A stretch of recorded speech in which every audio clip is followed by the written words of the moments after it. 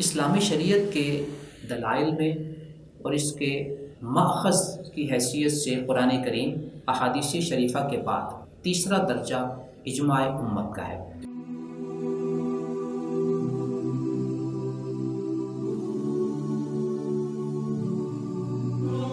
امت کے مجتہدین اگر کسی ایک مسئلے پہ اتفاق کر لیں تو اس کو اجماع کہا جاتا ہے۔ قرآن کریم میں اس کی دلیل سورہ نساء کی آیت نمبر 115 ہے۔ وَمَن يُشَاقِقِ الرَّسُولَ مِن بَعْدِ مَا تَبَيَّنَ لَهُ الْهُدَىٰ وَيَتَّبِعْ غَيْرَ سَبِيلِ الْمُؤْمِنِينَ نُوَلِّهِ مَا تَوَلَّىٰ وَنُصْلِهِ جَهَنَّمَ وَسَاءَتْ مَصِيرًا۔ اس کا ترجمہ یہ ہے کہ جو شخص نبی اکرم صلی اللہ علیہ وسلم کی مخالفت کرتا ہے ہدایت کو واضح ہونے کے بعد، اور جو شخص مؤمنین کے رستے سے علیحدہ رستہ اختیار کرتا ہے، ان دونوں لوگوں کی سزا کیا ہے؟ نُوَلِّهِ مَا تَوَلَّىٰ۔ وہ جس طرف منہ پھیرتا ہے ہم اسی طرف اس کے منہ کو پھیر دیتے ہیں، اور اس کی سزا یہ ہے کہ وَنُصْلِهِ جہنم، اس کو جہنم میں داخل کر دیتے ہیں۔ وَسَاءَتْ مَصِيرًا، یہ برا ٹھکانہ ہے۔ حضرات مفسرین، حضرات محدثین، حضرات فقہائے امت نے اجماع امت کے حجت ہونے پر اس آیت کو بنیاد بنایا ہے۔ لیکن ہمارے دوست غامدی صاحب چونکہ اجماع کو تسلیم کرنے کے لیے ذہنی طور پر آمادہ نہیں ہے، وہ اپنی کتاب مقامات کے صفحہ 157 پر اجماع کے دلیل ہونے کو دین میں ایک بدعت قرار دے رہے ہیں، جیسا کہ آپ اس حوالے کو سکرین پر دیکھ رہے ہیں۔ لہٰذا یہ جو دلیل تھی محدثین، فقہاء، مفسرین کی کہ سورہ نساء کی آیت نمبر 15 اجماع کی دلیل ہے، تو وہ اس دلیل کے بارے میں اپنی کتاب مقامات کے صفحہ 158 پر لکھتے ہیں، جیسا کہ آپ سکرین میں دیکھ رہے ہیں۔ یہ استدلال کس قدر بے بنیاد ہے، یعنی سورہ نساء کی آیت نمبر 115 جس سے ان حضرات نے اجماع کے دلیل ہونے پر، اجماع کے حجت ہونے پر استدلال کیا تھا، وہ استدلال کو انتہائی بے بنیاد قرار دے رہے ہیں۔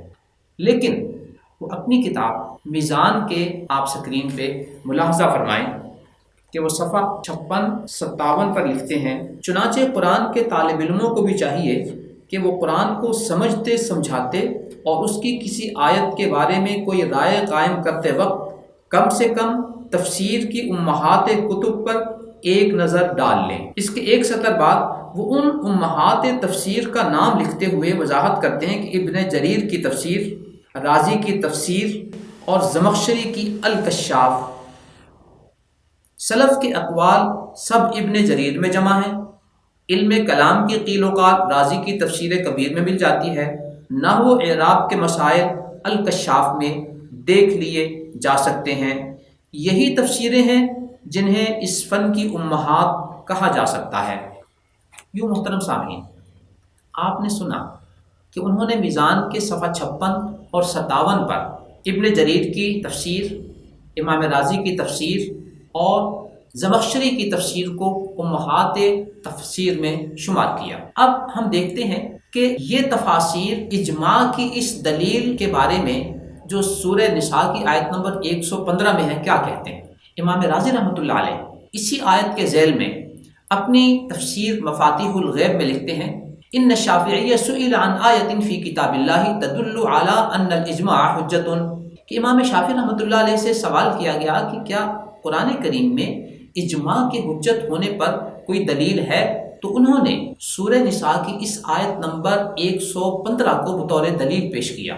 امام رازی اس استدلال کو یوں بیان کرتے ہیں کہ مسلمانوں کے رستے کے علاوہ کسی اور رستے کی پیروی کو اس آیت میں حرام قرار دیا گیا ہے، تو جس کا مطلب یہ نکلا کہ مسلمانوں کے رستے کی پیروی کرنا واجب ہے۔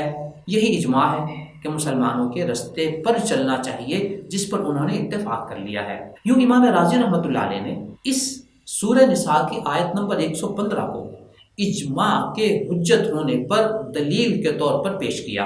آئیے امام زمخشری کی الکشاف، جسے خود غامدی صاحب نے امہات تفسیر میں شمار کیا ہے، وہ اجماع کی اس دلیل کے بارے میں کیا موقف رکھتے ہیں۔ وہ اپنی تفسیر الکشاف میں لکھتے ہیں، وَهُوَ دَلِيلٌ عَلَىٰ أَنَّ الْإِجْمَاعَ حُجَّةٌ، یہ سورہ نساء کی 115 نمبر آیت دلیل ہے اس بات کی کہ اجماع حجت ہے۔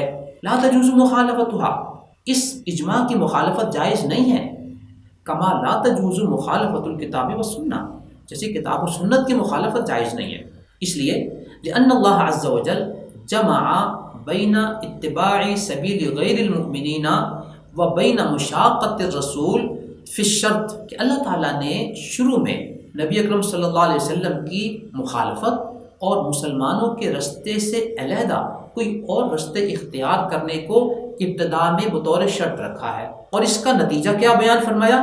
نتیجے میں وعید کے طور پر یہ کہا کہ نولہ ما تولی ونصلہ جہنم۔ تو اس وعید سے پتہ چلا ان دونوں چیزوں کی پیروی واجب ہے، نبی اکرم صلی اللہ علیہ وسلم کی پیروی بھی واجب ہے اور مسلمانوں کے رستے کی پیروی بھی واجب ہے۔ کیوں محترم سامعین، آپ نے نوٹ فرمایا، نمبر 1 ہمارے دوست غامدی صاحب نے سورہ نساء کی اس آیت کو اجماع کے لیے حجت ہونے کو بے بنیاد استدلال قرار دیا، پھر خود ہی اپنی کتاب میزان کے صفحہ 56 اور 57 پر ابن جریر کی تفسیر، رازی کی تفسیر اور زمخشری کی تفسیر کو امہات تفسیر شمار کیا، اور لوگوں کو نصیحت کی کہ قرآن کے طالب علموں کو چاہیے کہ وہ کسی آیت کی تفسیر پڑھتے پڑھاتے سمجھتے سمجھاتے وقت ان امہات تفسیر کا مراجعہ کر لیا کریں۔ تو یوں میں نے آپ کے سامنے امام رازی کی تفسیر بھی بیان کر دی کہ وہ سورہ نساء کی اس آیت نمبر 115 کو اجماع کی حجت کے طور پر پیش کرتے ہیں، اور امام زمخشری رحمۃ اللہ علیہ بھی اپنی تفسیر الکشاف میں سورہ نساء کی اس آیت نمبر 115 کو اجماع کی دلیل کے طور پر پیش کرتے ہیں۔ یہ وہی 2 امہات تفسیر ہیں جس کے مطالعے اور مراجعے کا غامدی صاحب لوگوں کو نصیحت کر رہے ہیں، اور جب ان 2 تفسیروں میں یہ بات آ گئی کہ اجماع کی حجت ہونے کے لیے سورہ نساء کی آیت نمبر 115 بنیاد ہے، تو پھر وہ کس بنیاد پر یہ کہہ سکتے ہیں کہ یہ استدلال کس قدر بے بنیاد ہے؟ یہ محترم سامعین، آپ نے اندازہ فرمایا کہ غامدی صاحب جو افکار پیش کرتے ہیں ان کے اپنے افکار میں، ان کی اپنی تحریروں میں کتنا ٹکراؤ ہے، یہ اس کا ایک نمونہ ہے۔ اگر غور سے ان کی تعلیمات کو پڑھا جائے تو یہ ٹکراؤ، یہ تضاد، یہ تناقض آپ کو جگہ جگہ پہ اور بارہا مختلف مقامات پہ نظر آئے گا۔ اس سے آپ یہ بھی اندازہ لگا سکتے ہیں کہ ان کے افکار میں کتنی جان ہے اور ان کے نظریات میں کتنا ٹھہراؤ ہے۔ دعا ہے اللہ رب العزت ہمیں امت اسلامیہ کے مفسرین، محدثین اور فقہاء کے ساتھ جوڑے رکھے، اور 15ویں صدی میں ہمارے یہ دوست جو نت نئے افکار پیش کر رہے ہیں اور وہ بھی ناپختہ سوچ کی بنیاد پر، اللہ تعالیٰ ہمیں ان سے محفوظ فرمائے، آمین۔ نظروا للطيبة ونور طه يسطعون